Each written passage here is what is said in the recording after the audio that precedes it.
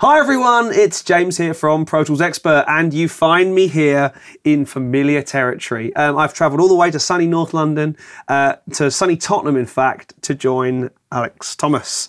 Nice to meet you. Absolute pleasure to meet you, sir. You too.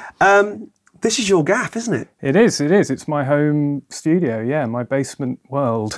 And what a world it is. I feel very at home, surrounded by drums and recording stuff.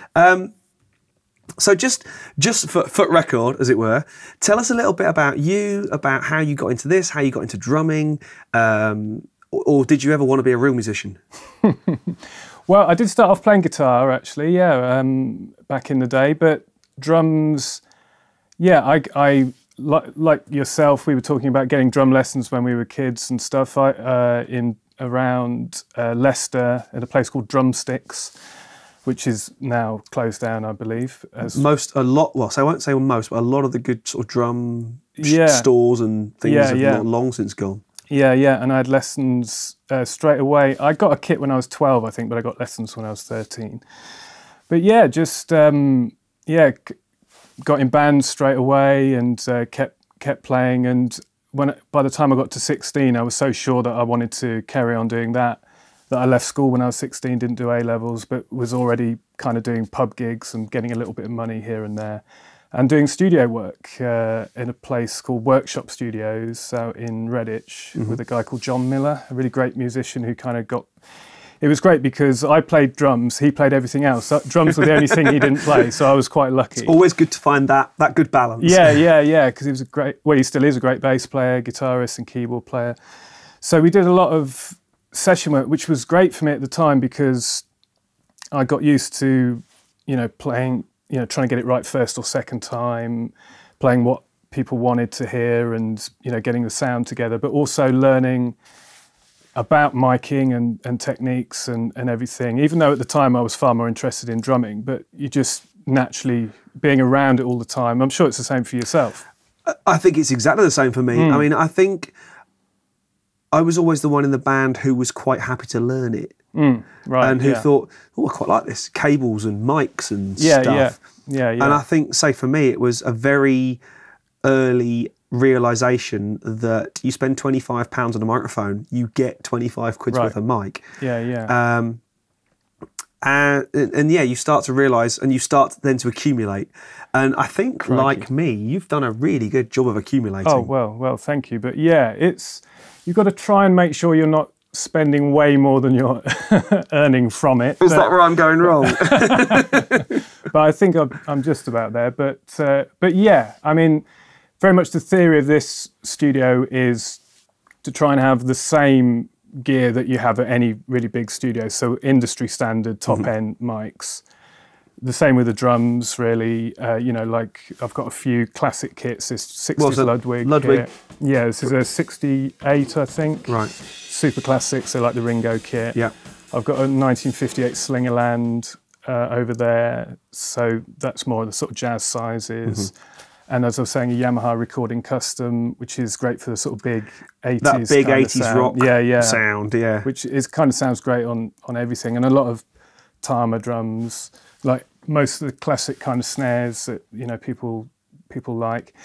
But yeah, so, and the same with the preamps, like all the kind of, the same preamps that I always see in the big studios. Standard stuff, APIs, Neves. Yeah. You've got some special stuff, which we'll talk about gear a bit more in a minute. Okay, yeah. But what was the move to actually having your own place? Well, like I think a lot of drummers in the world are finding the same. You get asked more and more to record yourself. And I was quite lucky, as I was saying, when getting this place, the basement was kind of thrown in as an extra thing, but is perfect for a drummer, even just practicing. But I started off with quite modest recording equipment, and it's just slowly improved. But from people asking for me to do some drum recording for them, and not necessarily at a big studio, and it's just kind of grown from there. It's you know, like I remember recording people and they'd come along and they'd like be asking what gear I've got, and like sometimes they'd bring their own, so I'd kind of realise, oh well, perhaps that's not so popular, that bit of gear I've got there, so I'd improve on that. But because the room's reasonably large, people would often come and attend the recording when I was doing it, which is good and bad, because sometimes it's nice to kind of relax and do it in private, but also it's good because on the day they will end up with the thing they're happy with. They will go home. There's no back and forth. Hopefully, they will be happy because they're there. So it sounds a bit like you, like me, are doing a kind of remote recording thing that's grown into this sort of bigger space. It sounds exactly the same, like you say, yeah, because you've got the room to do it. I've been now doing things where the whole band will track live. Sometimes, I mean, the things I really enjoy doing are when it's me playing drums and I'm doing the whole band, I'm recording and maybe a bit of producing. Yeah, I really love doing that. It's really fun, you know, to take it from nothing to a finished product, and then usually get someone great to mix it and master it. But I also have been doing things where, I'm just recording the band, and that's also quite relaxing. It's weird. And strange, yeah. It's weird being sat at the desk and not behind the kit. Yeah. I find that very strange. Depending on who the drummer is as well, yeah.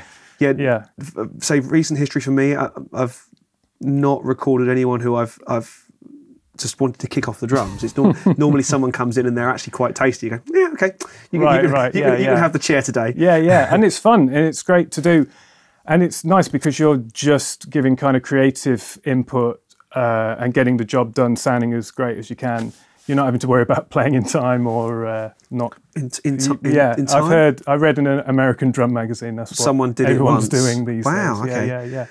But you've got some really tasty stuff going on in here. I mean, obviously, you're sort of building out from the kit. So we've got some amazing drums, great microphones. I see some Coles up there. Are they Sherps or? They're Neumann. They're KM 184s. Right.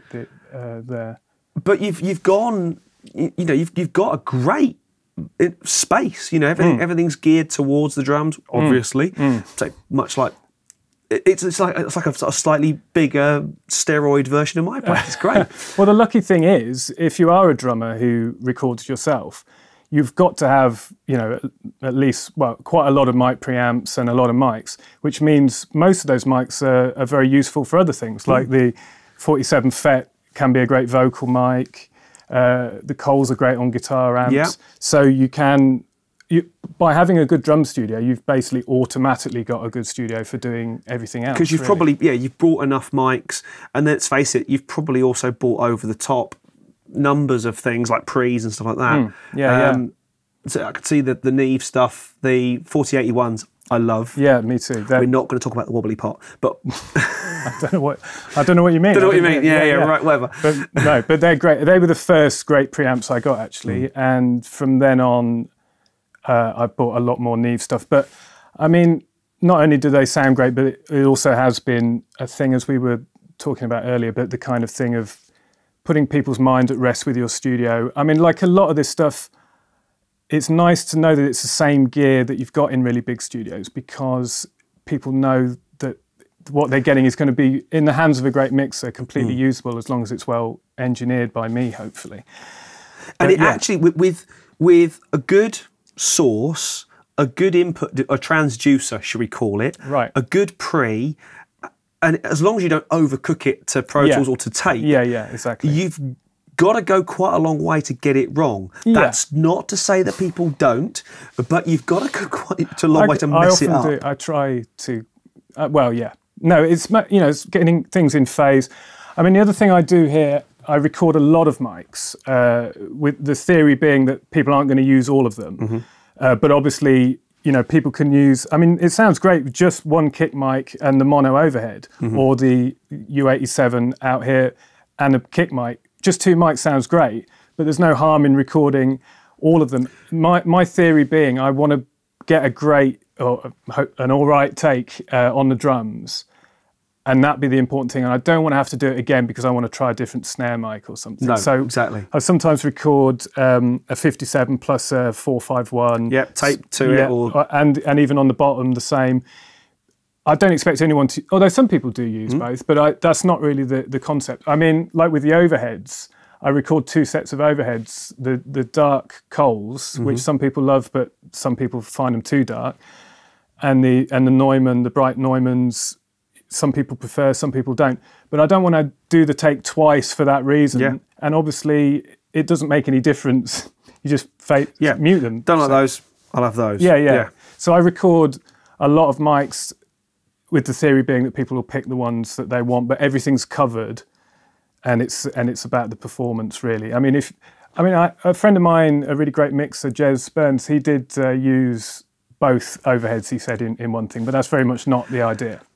I mean, in some ways, the Coles are the darkness, are the width, if you like, and the Neumanns are the nice shiny top end of your crashes or rides or whatever. Yeah, if you're doing something a bit more rock or a bit more, where someone wants it for a radio kind of thing, then the Neumanns are a safe bet, or a bright, small condenser. Do you find that people are going for vintage drum sounds now, rather than what we might call a kind of a modern drum sound?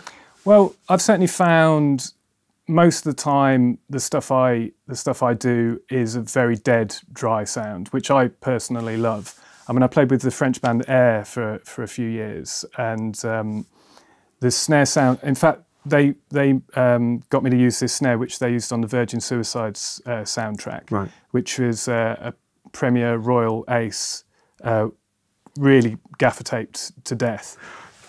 Yeah, but it's that amazing sound, that kind of Serge Gainsbourg kind of 70s sound, which a lot of people is very popular at the moment. But I find myself using that a lot of the time, and luckily, because this room, it sounds great. It's quite a long room. It's like 8-9 meters long. So we'll get a shot from back there and over there and stuff. Me running up and down it. Yeah.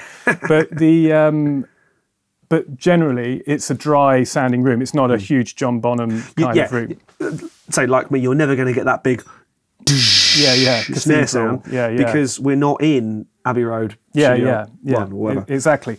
But a lot of places I go to, like I did some stuff with Philip Selway from Radiohead, a very lovely guy and great drummer. For his solo thing, he was playing guitar and I was playing some drums. But we did some rehearsals at Radiohead studio in Oxford. And the drums, so they've got a massive converted barn, ridiculously high ceiling, huge, beautiful place. But the drum kit was always in a room the size of the drums that was off to one side. It sounds like a little like your place. My place, yeah. And I've heard a lot of people say, like the Beatles obviously in Studio 2 at Abbey Road, but they would box the drums in. I mean, admittedly, there's a difference between a kit blocked in that's airtight and one that's blocked in and the air gets out. Yeah. But still, that is the sound the dry sound close with the walls around it and even the ceiling on, or a fake ceiling on, is a sound that I really like and is very usable for a lot of things and does seem to be what a fashionable kind of sound. Yeah, I mean, I think yours is a very different style and a very different sound to mine. I like lots of cymbals, lots of toms, very very kind of Captain 80s rock. I've got no problem with that whatsoever. But I get asked to do jazz gigs and do you really need to carry that much stuff? Yes, I like things to hit. Right. Yeah, one of my biggest drum influences is Simon Phillips, who, let's face it, me too. Actually, he was a big hero for me. But I love that big open drum sound. I'm not a great fan of covering things in gaffer tape. Yeah. But there is a time and a place for it. Yeah, I think it's a recording thing. I think when I look at it from a producer point of view or from a listener's point of view, I love that dry sound on a record or on a song. I think it suits a lot of music really well. But from a drummer's point of view, from playing, I do really love that open sound. Nothing in the bass drum and massive, really deep open toms. But I think it suits certain types of music and not all types of music. Well, the same with a dry drum sound, but it's more of from a playing point of view, I enjoy that. But I find that people, a lot of the music I do, the dead kind of 70s, the vintage kind of sound sort of suits it better. So your current gig is with Anna Calvi, isn't it? Yeah. I've been playing with her for the last few years and we're very in fact, next week, I think, starting the album properly. We're doing some production rehearsals here for about a week. And then we're off to, I think, Conch Studios in Muswell Hill. Yeah, Very yeah. nice space. Massive Neve there, I think. Yeah. Which should be fun. But yeah, I'm touring with Beth Orton this year. And a few other bits and pieces. Oh, Uncle, I play with a band called Uncle. It's kind of electronic kind of thing, which did some drums for their album here, actually, which is coming out soon. But yeah, a few different bits. But as I say, the idea I'm trying to do, I'm a professional drummer, but I try and only do music I really like. Yeah. Because it'd be too depressing, I think, to play anything for money. I think I've been bitten there. I've done the whole I will do anything for money. Okay. And realised, no, I should be a bit more picky with my clients and it's fine. I work on. Yeah, I wouldn't say anything bad about people that do that, because playing your instrument is amazing and it's great fun. It's great fun to do. But I think the thing is, if you naturally end up being, whether you're a musician or an engineer or producer, in a sort of world of a scene or a style or a genre, and that comes naturally through the things you end up doing. It's not a bad thing, I think, to tweak that to what you enjoy doing, and that's presumably naturally going to be what you're better at doing as well. Yeah, I think we all kind of gravitate to the stuff we like. Certainly. Yeah. I'm also a great believer in pushing boundaries. Yeah. As in stepping outside your comfort zone. I don't want to just play 80s rock. I actually quite enjoy playing some jazz I haven't played for years and stuff like that. Well, at the moment, I'm actually playing in a doom metal band with some guys from Cathedral. I'm not even sure what a doom metal band is. No one is. But no, it's kind of slow kind of. It's the kind of music when someone unleashes the Kraken or something, right? Or Godzilla. It's the sort of stuff where you record it at 48, but you play it back at 44.1. Yeah, big no one knows. Yeah. But I've just recently joined a kind of jazz improv band, which I've got to say, for sort of personal enjoyment, is blowing my mind, really. Because everyone enjoys improvising and jamming, as you call it, outside a kind of jazz world. But playing with some great musicians, really bouncing off each other and kind of stretching yourself musically, there's not really a better feeling I've known. It feels like a great sort of, it may sound pretentious, but like a conversation between people. I completely agree. There is nothing. The feeling I like is when you're either in a session or just jamming, or you're actually playing a gig or whatever, and you're thinking, shit, I really need to keep it together because these guys are all really good. And then in the bar afterwards, you hear that they're all thinking the same thing as well. Right. There is not, but you don't know that at the time. You're just thinking, keep it together, hold it together. Don't show off. Play for the music, not for your moment. You know. And there is nothing like when you get to the bar afterwards with a beer and everyone's going, "Oh, it was great. Yeah, I really had to keep my game up." I was thinking, "Oh, good. Wasn't just me then." That's the vibe I love when you're playing with people who are really good. But they think you're all right as well. Which is it's great for your playing, but also great for you as a person. It's just so enjoyable, isn't it? It's kind of, I mean, like, I'm sure, like you said, I've been doing this, I worked it out today, I think like 25, 26 years since I started playing. And I'm still like a child. I absolutely adore playing the drums so much, you know, even by myself or with others. I'm still massively excited about it, which is... I think the scary thing is I think I've been playing 33 years. Right. Wow. Which scares the you-know-what out of me. You watch various YouTube videos of all our heroes. Why am I not better than I actually am? When did you start? Are you younger than me, though? When did you start? When you were born? I started when I'm really holding it together well. I started playing... I actually got my first kit when I was 7. Oh, wow, right, cool. Right, like Dennis Chambers and those kind of guys, yeah. Yeah, if you want to put me in that category, that's absolutely fine. I won't play, so I won't totally trash that one. Right, I wish, people that are starting before they're 10. The great thing about that, I remember Square Pusher Tom Jenkinson kind of saying this as well, is that, you know, a lot of guys, when they start playing in a band or picking up a guitar when they're about 15, 16, you know, they're doing it to try and attract the opposite sex or to try and look cool in front of, you know, girls or boys at school. Whereas if you're starting to play an instrument around 10 or before or around that time, you're just doing it because you're into it and you love it, and you're not trying to show off to anyone, really. It's just kind of cool. I didn't discover girls and girlfriends until I was 14. Right. When I realised that playing drums attracted the opposite sex. Right, and you'd already given up by then. No, you still had it going on, so that's good. Yes, I mean, so I'd lock myself in my room for hours of an evening, and that was. Where's this going? No. Oh, right, sorry, yeah, okay, right, yeah. Just checking, yeah. But right. you know, that's what we do. That's how you get not just good at something. Yeah. That's how you get for you to be good enough at it to make a living. Yeah. Now, that's the thing. There's the old joke, and so I teach this much because I'm not very good at teaching. I've got no patience, and all of the above. Yeah, I think I'd join you on both of those. Actually. Yeah. And I find that no kids don't practice. Yeah, that's hard. That's very hard. I did a little when I left school. I did a little bit of teaching, and I remember, if you teach somebody, they're coming back enthusiastic about it. It's so easy. It's really good fun. And the opposite, it's just banging your head against the wall. I suspect very much like you, I think I found a kindred spirit almost. I don't play drums for money. It's a really useful byproduct. Yeah, thank God, otherwise I'd be absolutely broke. Yeah, I don't know what I'd be doing. Yeah. I could sit behind a console all day, but that is a skill and a life skill that I've probably discovered in the last 10 years. Well, yeah. Not something I didn't set out to be a recording engineer. No. I always set out to be a drummer. And I realised that nobody else in the band wanted to do it. I started learning about microphones and stuff. Yeah. And it's great. And as I was saying, initially, the idea of the studio was, if you're doing a lot of touring, it can easily be that you're away from home kind of like 9 months of the year kind of thing, and just home a certain amount.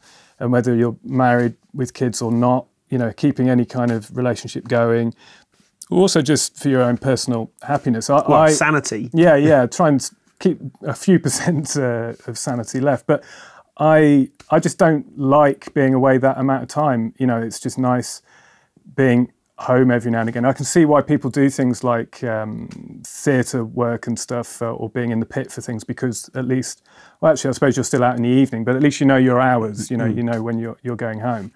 But the idea of this studio was very much that I just want to change that. I wanted to change that ratio from 80%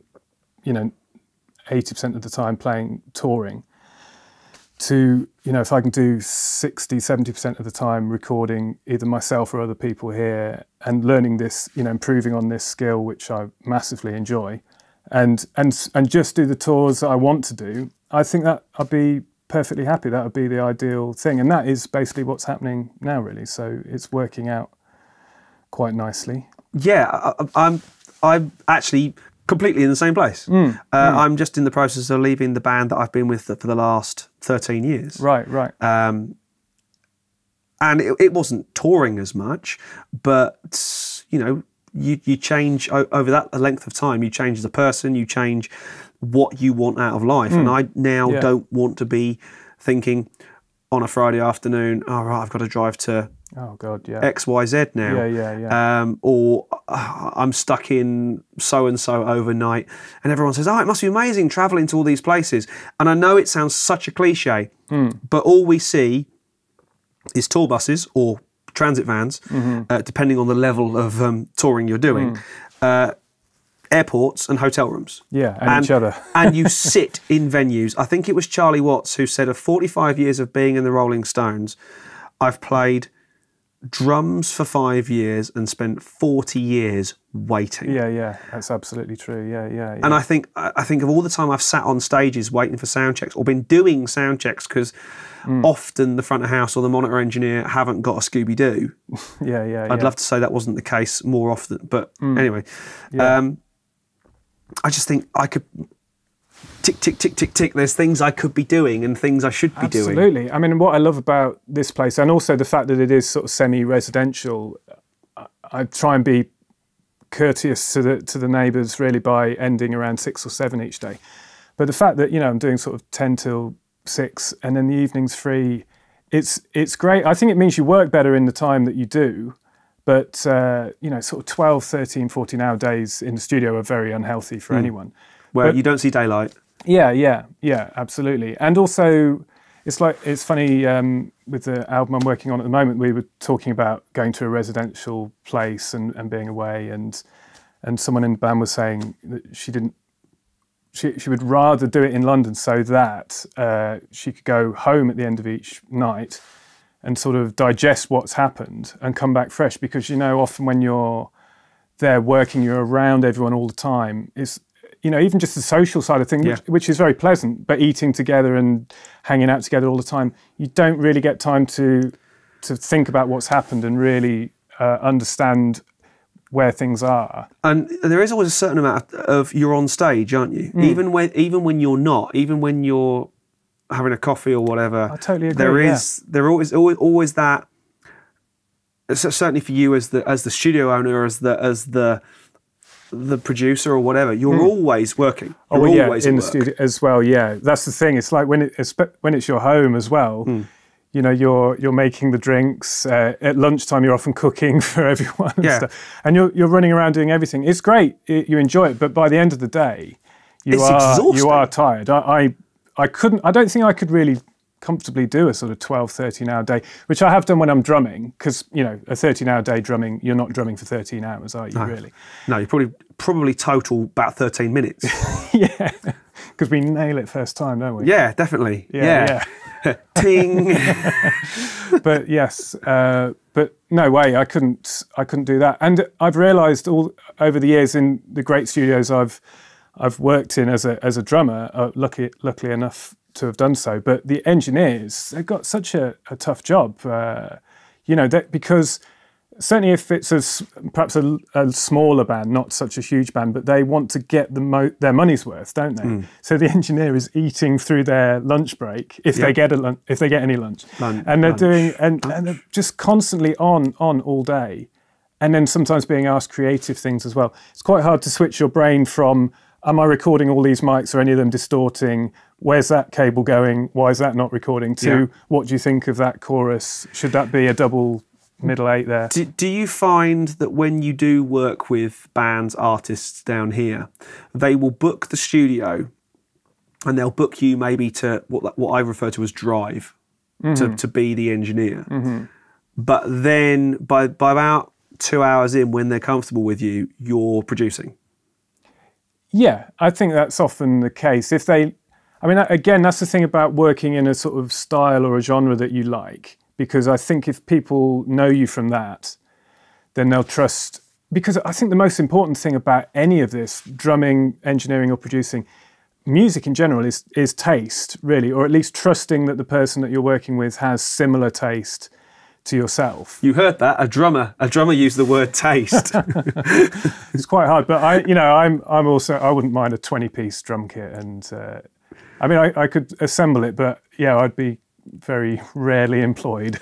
You also, I tend to find that the more drums you put up, the more mics you need, the more you have to spend, which gets... Yeah. That's the thing, because I've definitely, like the whole thing about the 2-tom kit. For years I at least liked 3, if not more. I need to have 3. Right, okay. Because I end up going, it's not there. Yeah. No, and I know what you mean, but there's so many engineers, like this what I've heard people call it the spare and various things. Or I think I call it the sausage, the German, the Wurst as well. I've heard it called. Sorry, I use something like a 58 or a 57 pointing downwards about here. Oh, okay, right. And I call that my Futz mic, because that's the one I can do crazy stuff with. Right, okay. Distort it, compress the living out of it, put chorus on it, and just bring in pointing it down at the bass drum. I would say, in front of the second tom, pointing straight down. Oh, of course, you've got a tom here, though. Yeah. Well, because that was the point I was making, is that if there is a tom there, a lot of really great engineers that I've worked with, where you kind of want to learn from them, and you certainly want them to be happy, you'll see they'll pretty much start crying that there's a tom there. And, a few years of that, you're kind of bullied into removing actually, what I have done in the past is taken these two, pushed them that way a bit, and then brought that one in. That makes a lot of sense, yeah, because it is quite nice having the ride there. Well, you're not quite so exhausted by the end of a long chorus or an outro or something. You go, It can take ages to get there, can't it? Where is that? Just throw a stick at it. But yeah, if I do two toms, then over there. But yeah, it's just often, you know, a lot of the stuff you do, there's the argument that you should be able to do it on a small kit as well, and all this. But don't worry, I'm on either side. I'm just pretending. I once heard the argument that someone said less is more. I've never heard that. No, rubbish. And I came back with, and I think it was a Thomas Lang quote. Right. Now, if you don't know who Thomas Lang is, just put Thomas Lang drummer into YouTube, and then you'll know why every drummer loves him and hates him at the same time. I went to his house. I had a little, like, not a drum off, obviously, but a little thing around. A little thing. I've made it sound weird. In LA or no? When he lived in London, it was about 5 years ago. Right. Now. But he's a lovely. I love Thomas. He's such a great guy. I've met him once. Lovely guy. And there's not a drummer on planet Earth who wouldn't love to have the independence and the technique that guy's got. He's amazing. Yeah, amazing drummer. Yeah. The druminator and all that. Yeah. But I remember a thing on one of his tutorial DVDs that said people often confuse something that is quantitative with something that is opinionative. Less is more. Less is therefore justifying a quantity. In their opinion, more is opinionative. Okay. And I like the fact that he actually took the whole argument of, just because I have less drums, you think I'm going to play better. Right. Which that's not necessarily the case. Well, it's almost like with the microphones. You know, you've got all these microphones here. You don't need to use them. The idea is that you don't use them. Yeah. But they're there in case you do. You don't have to hit every single drum, every single thing in every single track at every single given moment. Well, I don't know if you ever play a double pedal at all. I play double pedal, but not double kicks. Right. Well, either way, I don't know if you'll find. Often people see a double bass drum pedal and they absolutely bob their trousers because they think that they assume you cannot. That's all you're going to be able to do. I'm going to break into Motley Crue at any given opportunity. Every second. But obviously, you don't have to play it. It might be there. It's very much like saying you can only play with one arm, though. There might be something. It's not just dugga with the double bass drum. Well, the other reason I do it, and this is going to sound like I'm a terrible show-off, is because of the Thomas Lang. The original DVD, I actually bought a remote hi-hat. Right. So a wire hi-hat for my right foot. Right, yeah. So I can actually do two hi-hats, which does stylistically sometimes sound quite nice. But it's for different hi-hat cymbals. So on the same recording, I can have two different hi-hat cymbals. Exactly, yeah. So I'm learning to play, to get my left foot bass drum as strong as my right foot. Well, that's what I did when I was 13, 14, because I got straight into double bass when I was a kid. I used to be really into metal. I still am, but... Did you go through long hair? Yes. Likewise. I still have it now if it wasn't for nature. But yes, I did exactly that. I actually just undid the hi-hat and played all the bass, all the single bass drum with my left foot. Yeah. So yeah, I mean, I'll say it again, I think it's kind of like saying, you know, you've got 2 feet, why not? You can play 2 hands on any drum or cymbal, and there's this important one here. It's good to be able to, if you need to play both feet on it, do so. But again, it's about the taste not to do so. It's kind of insulting to think that because it's there, you're going to go like a puppy. I think when I gig with it live, I think I use it twice in a 3-hour to go gig. dugga. For the end of actually. Oh, you do that. Do you know the funny thing is, it's actually not for that. It's because one particular fill. Yeah. I want to play. Yeah. 4 bass drum beats in succession, and I can't do it with 1 foot. Yeah. Because I can't. And and extended kind of triplet things you can't do with 1 foot, or I can't at high volume. There's lots of things. Yeah. There's very good people with 1 foot, but there's a lot of stuff you can't do. The Iron Maiden, sort of the galloping, is very hard with 1 foot. Yeah. I think it would catch fire after the song. So yeah. But yeah, it's the same. It's the same as the microphone thing. The same with the drums. You don't have to play them all, but yeah, but it's good fun when you do. Yeah. But stylistically, like there's certain metal things I'd do where I would have a large kit and double bass. I played with a prog band called Chrome Hoof recently, and that was 2 bass drums, loads of toms, octabands. You know, like and I mean, I play timpani with a lot of people I play with, because they sound amazing, and there's nothing you can really do that gets close to that sound. But my point being, use the kit for the thing that you're doing. Most of the stuff I do, a 4-piece kit is fine, really, with the electronics, because you're kind of called upon to do so much of that. Presumably that's for live, for the It's mainly for live, but often we're writing here, basically. So it's good to have it there for playing samples. So do you use it for triggering loops, or is it just the occasional doo or ching or? Usually playing things. For the live stuff, my theory is always, I mean, I used to play with Bat for Lashes, and we didn't want to use any backing tracks, so there were harpsichord loops and stuff that I would sort of start and stop with the hand. My theory being, I mean, these days, as you see, like even big bands, they use so much backing track, and a lot of the time you hear people saying, "Oh, they did it all live. There was no backing track," and that there was a backing track. When we go out, we have a track. Yeah. Because unfortunately, people expect to see 4, 5, 8 people, but they expect to hear the album. Yeah. Even sort of 2 guitars, bass and drums guys now go out with stuff on track for keyboards and percussion and extra things, because they're having to make. Well, yeah, that's it. They want it to sound perfect, but with the sound, I mean, like you can do a lot of that basically with Bat for Lashes and with Air, especially when I played live with them. I'd have 2 electronic pedals with, for certain songs, keyboard chords, keyboard stabs. So that was really good for like a practical use for difficult independent stuff. Yeah. Is that, and that's a genuine use, that would justify anything that Thomas Lang has ever done, because that can be useful in a musical sense. I'm very much a fan of, if rather than definitely having a backing track, if you can see someone playing it live and then you can do it without a click as well, it is sometimes nice for things to ebb and flow, then that's not only more musical but also visually more entertaining. I think if people can see, it might take them a minute to figure out, it's not that obvious, why is he hitting that and that keyboard sound, but eventually people get what's going on. I think audiences are very smart these days as well. Yeah, much more so. Audiences will look at a group and go, where are the keyboards? Where are those keyboard sounds coming from? Yeah. And if where's that extra percussion noise coming from? Yeah.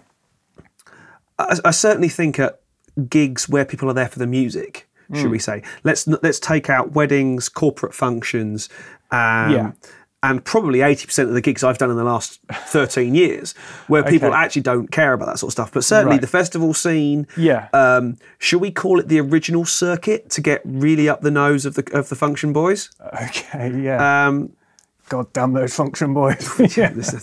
Bought and paid for my studio, so I can't really complain too much about it. Yeah. But I think audiences are now very savvy. Yeah. They look at I could be completely wrong, and No, I think that's right. And a lot of people dabble with music that are not professional. A lot of people play a bit of keyboards and a bit of bass that are fans of these things. But yeah, and sampling, it's like there was a time when playing SPDS live in a complicated way with a drum kit was quite rare. Now you very rarely see a drummer without an SPDS of some kind of electronics. Well, the guy I still have lessons with from time to time, when his and my schedule allows, is Craig Blundell. Oh right, yeah. Who's just missed, short of maybe Thomas Lang as well, capped at Independence, but covered in triggers. Obviously, is a Roland Indoor-Z. So, doesn't have any Yamaha triggers on there. No, funnily enough. But I know Craig. Yeah, I remember Craig from years ago. Someone like Craig, just an absolute machine when it comes to knowing the kit stuff, but also knowing the electronic kit inside out as well. Yeah. So, and you think, but you know what? That's there's definitely a way forward for that now. The whole kind of integrating the hybrid kit, the sort of electronics and acoustic drums all together. No, there definitely is, and you are also, I mean, a lot of the time on the original circuit, as you call it, the budgets are constrained. Often tour managers are doing sound, or sound men are doing tour managing, but things are doubling up because, unfortunately, there is less money flying around. But yes, have one less band member on stage. I mean, obviously, the backing track can alleviate a lot of people of their jobs. Yeah, and also can also give most drummers, because for some reason we seem to get lumbered with that sort of stuff. Yeah. Can give us more heart attacks. Well, yes, like with Beth Orton, I took over from a good friend called Chris Vattalaro, and he set up a very complicated Ableton system. And I remember just before standing in, he kind of said, "Oh, you know Ableton, don't you?" And I sort of went, "Yeah, I know what it is." Yes. Yeah, so I suddenly had to learn that. But it's great, you know, and now, and as a result, I bought Ableton and I got a little rig ready together for it. Because like yourself, I play guitar and bass a little bit. And so it does mean that as a drummer, you can put a live thing together, you know, by yourself with MIDI and stuff, but you can make the backing track. I mean, you could do a gig with just yourself and the artist, really, if necessary, but visually it's nice to... Yeah, it would sound the same, but look now. Yeah. No, and so I have done that stuff, but I am a fan. I mean, like with Air, absolutely no click. They never wanted any click. John Cale didn't want any click. Anna Calvi's the same. And I think it's great because that excitement, you know, as a professional drummer, it's like you spend all your life trying not to speed up or slow down. But you have to admit there are certain types of music and certain parts of emotive music, emotional songs, where something speeding up can be the most amazing thing. I want to speed up and slow down, but I want to speed up. I call it corners of a song. So the cadence point around the verse into a chorus, I want to push on this much. We're not talking like 12 BPM or something like that, which I can't remember what it was I heard the other day. A well-known 70s pop track. Oh, right. And it pushed on probably 15 BPM into the verse. Well, the Police... Into the chorus. The Police... I remember I did very briefly play with a prog band called Asia. Right, I'm aware of them. Yeah, and they're... Heat of the moon. That very song. That song, in fact... That's the one. That is the song. That's it. Yeah. And it's almost like from the beginning of the song to the end, I think Jeff Downes worked it out, the keyboard player. It was something like 20 BPM. It's ridiculous. It's a massive jump, but yet it works. Yeah. And it's great for that. Yeah, I mean, it's funny. That I wasn't going to mention the song, but you did, so hey. But it's I want it to push and pull a little bit because that's what makes it real. And the Police, Stuart Copeland, you know, I mean, talking of cover things, when I was 16 and I first started playing, I was in 2 different Police tribute bands because I loved doing that. Because I mean, it's a dream for a drummer, drum really, parts isn't it? as well. It's not just it's actually proper drum parts. But I mean, that was probably very good for me as well as a player. But yeah, a lot of fun. And he's kind of one of the coolest drummers that's ever lived. Kind of all over the place in that timing thing. But I think, as I say, that emotion, anything that makes a song or the music more emotional is a good thing, really, isn't it? I'm going to mention one more drummer and then we'll talk about gear and stuff that people actually out there will like. My all-time hero, not necessarily for chops, because even he had confessed not to being the greatest chops or technician, but for feel, groove, and just outright playing for the song, was Jeff Porcaro.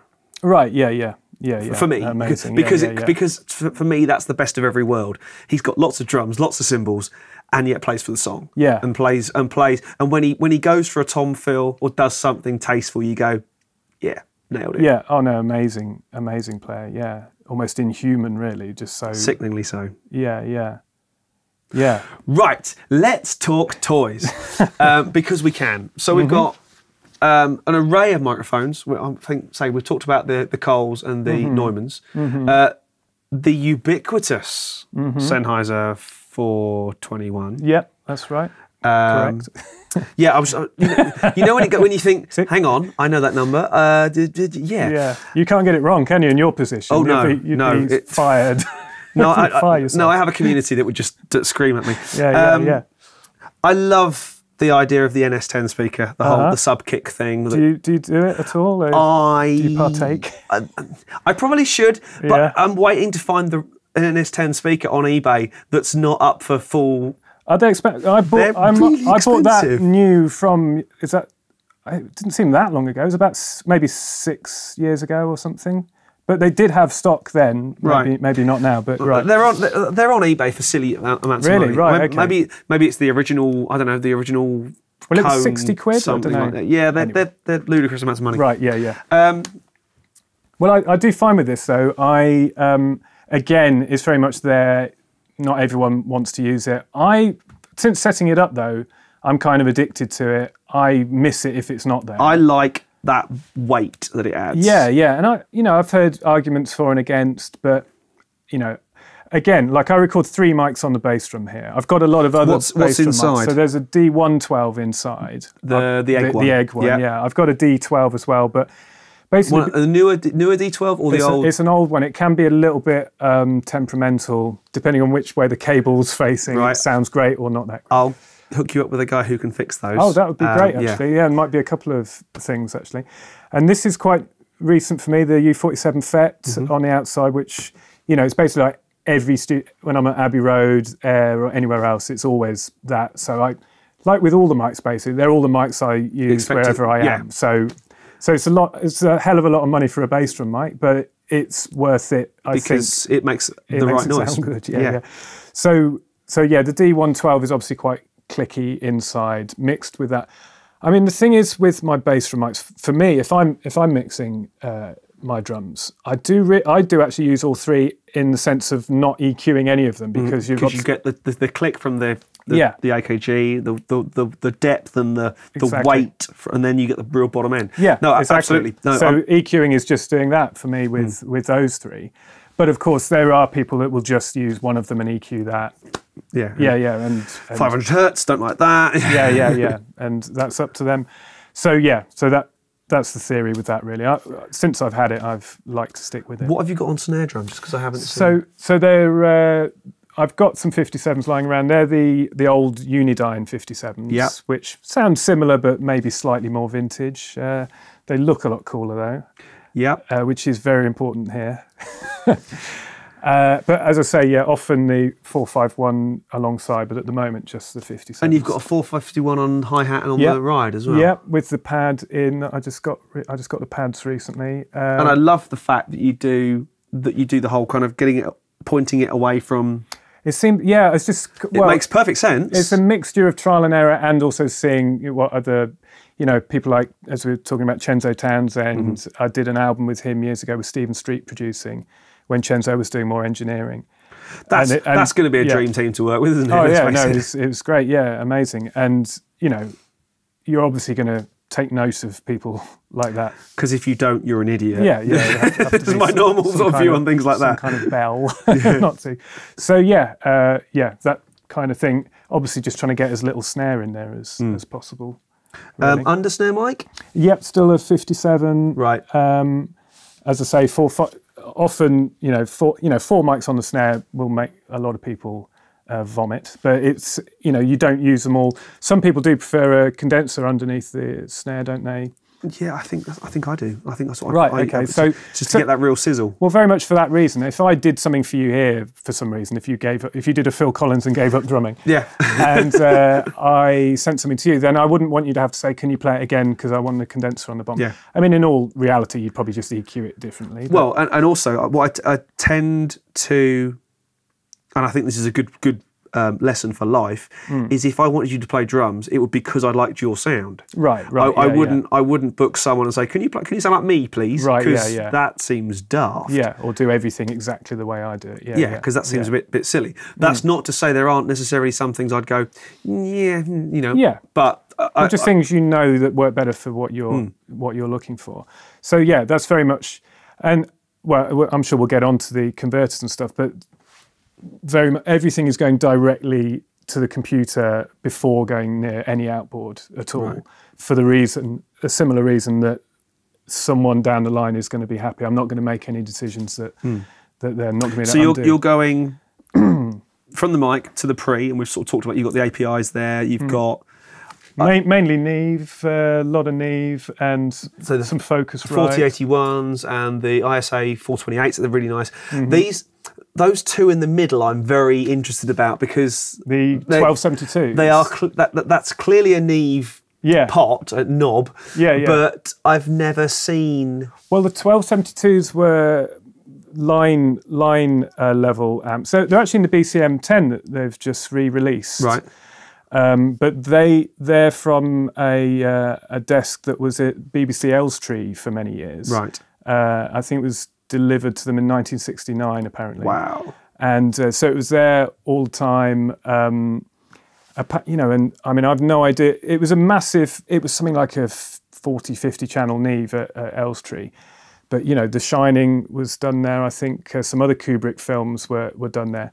So I don't know, maybe a bit of dialogue might have gone through them, maybe it didn't, I don't know. But I like to think it definitely did. Yes. Everything Kubrick ever did went through. And I like the fact that you're running that for the Coles as well, because that's just the vintage sound, vintage pre's. Yeah, absolutely. You've got a pair of 1073s. Yeah, that's the DPA, which is very nice. So that's the Neumann. That's for the Neumann overheads, basically. But I also, if I'm doing a mix, what's quite cool is obviously the line inputs on the back. So I just switch them to line, so I can do any mixes I do through the 1073s at the end, kind of thing. So you can re-pre effectively. Yeah, a line level kind of thing after going through everything else. But yeah, and they go.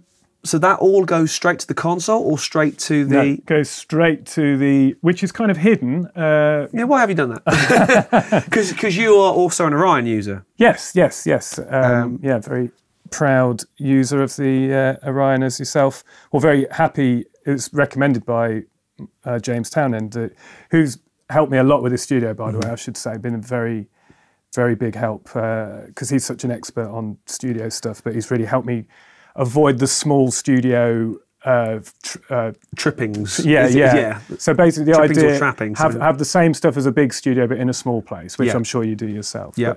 But anyway, yes, he recommended that because he was using it somewhere and found it to be very reliable. But 32 in, 32 out. It basically means once you've got one of them, you're probably not going to need to look for anything else for a long time. It's enough. And so, I've discovered their stuff fairly recently. And yeah, I mean, I'm not going to say they built a unit just for me, but the black-faced Orion 32 HD might as well have been the interface that I would have designed. Should have been called the James the Ivey, something like that. Yeah. Beautiful piece of kit. Absolutely adore it. Right. But you're then coming out to a console. Which is the useful thing about the Orion, that the Orion can do. Yeah, so without any latency, it's immediately going out through their digital patch bay thing. Which is incredible, by the way. Yeah, the very routing useful thing. So you've got the original without the A to D, without the what they call Thunderbolt. Yeah, but without it hasn't got the DSP. Yes, it hasn't got any effects built in. Which I do sometimes wonder, well, like I was saying, the only reason I think I'd really want that is if the desk went down mid-session, it would give me another way of doing affected monitor mixes for everyone. Because the main thing I use this Allen & Heath Sabre for is making really nice headphone mixes for up to 4 people. I can do like eight outputs 4 times through an old, there's like a broadcast duplicating thing over there, which so I can do 4, including myself, so 3 others. And then I can still duplicate the stereo out. So if, you know, there's sessions where everyone brings their mates. Yeah, I can still people can still listen to something. Well, you've got enough sofas as well for mates. Yeah, I mean, there's room. But yeah, so this is mainly. Well, there's 2 things. It's always used for headphone mixes, even just my own, because it means I can put it through the nice compressors and reverbs, and as I say, split it to the buses for headphone mixes for everyone. But then occasionally I'll put everything back through and do mixes for people, either just listening back or kind of final mixes for things. But you've also got some, what I can only describe as stuff that wouldn't look out of place in a submarine. Right, yeah. You've got some amazing bits of bits of kit down there, sort of power supplies and these oscillators and stuff. Solartron, very cool, like 60s test equipment basically. That's what a lot of it is. I mean, initially I bought it because some of these, like the GSSL bus compressor I've got is a hand-built one. And the idea was to build it into one of these, which I have to say would be very cool, you know, because it's such an amazing sounding compressor. But in something that also looks... And are they the kits as well? Were they the homemade ones? Exactly, yeah. Yeah, like hairball audio, I think. Yeah, and the same with. Oh no, hang on. Yeah, no, the 1176 is hairball. The other one's just a kit kind of thing. But yes, they've ended up these Solartron things mainly being used as kind of stands and inspiring boxes. I would definitely be tempted to take the gubbins out and put it into something like that. Yeah, something usable as well. Because then everyone would be going, wow, we were using this thing we've never seen before, but it looked like it came out of a... Yeah. Because all that sort of stuff is old radio broadcast gear. Yeah, and also, I mean, like the thing at the bottom, I think, is an oscillator. This over here is a frequency generator. So you can make... noises with like it. Tom Squarepusher was telling me, you can make basic synths out of these. And these do all work. I'm not sure about the power supply, but everything else works. So, yeah, I have heard them before, but I can't pretend I use them day to day. But the oscilloscope... very handy. I'm told, So I have had it wired through, but it's not wired in at the moment. Has the console got a tone generator in it? Because it's got an oscillator. So so you can use that for lineup and for or what we refer to as lineup, which I'm now trying to refer to as gain staging. And making sure everything's getting the right sort of stuff. Right. That's a Sean Janocki trick. Another video. Okay, right, another time. But you've got a few kind of pieces. You've got, say, a pair of DBX 160s and some other goodies and some outboard gear. But I guess you're primarily using the reverbs and delays and things just to feed headphones. That's right, yeah. They're mainly because nearly every singer I work with wants a lot of reverb on or more stuff. Of them. Oh, yeah. I mean, that's the thing. It's amazing how many quite large studios you can go to where you're either sharing a mix or the mix is just awful. So the thing I've done here is really go to town on trying to make the very best headphone mixes I can, mixable for each person individually. And so basically it's all, again, kind of industry standard. And anyone who thinks that isn't important hasn't worked in a session where the headphones have been rubbish. Yeah, well, that's the good thing about people like yourself and I, or anyone that's a musician that's built a studio and then running it, is that you do understand these things. Because we've been that side of the lack of glass first. Yeah, and you know that if you're feeling relaxed and comfortable, it's only going to sound better, really, isn't it, playing-wise and everything. And also, you want people to be happy in your studio, obviously, as well. Also, when I'm not recording, the great thing is, because this is in my house, I'm not losing money I mean, it is very busy at the moment, but if I have a few days off, I can just get some friends round and sometimes we just jam or play or do this improv for the kind sake of thing. Of playing. Yeah. I think that was something that I realised I'd forgotten about. Playing for the sake of playing. Yeah. It's very good for you mentally, physically. Yeah, and it was definitely something that I woke up to and went, you know what? I haven't played drums for the sake of playing drums or jammed and recorded some stuff just because I can. It's always been on somebody else's dollar, for lack of a better word. And I can just still so much remember when I was a kid, like the idea, when you got into a studio, it was like this dream place, workshop where I first went. When now looking back at it, I mean, obviously it was the 90s, but the equipment was, well, there's less gear than here probably, but very well set up with this guy, Dave Morris, was an excellent producer. But the thought of having a quite decent studio for free forever to record with your friends. I mean, it's like a dream, but I have to force myself. Like you're saying, I've written and released bits of music before, but I should be. It's amazing how sometimes having all this stuff can sort of be a little crippling. You need to force yourself to be creative sometimes, but also with the jamming and getting people round, Alex, it has been an absolute joy to chat. I suspect more chatting will be done. And I suspect I'll be back with cameras and things again soon, because we could cover so many topics just on recording drums and right. Yeah. And actually, why don't we do that? Let's set something up. Let's do the James and Alex drum recording masterclass or something like that. There's an idea. That would be great. Yeah. That would be, I would learn a lot as well, I'm sure. Yeah. But it's been great. Absolute pleasure. Nice to meet you. Yeah, and coffee and various things will be coming forward. Yes. He's been Alex. I've been James from Pro Tools Expert, and we'll see you again soon for some more Gear Talk.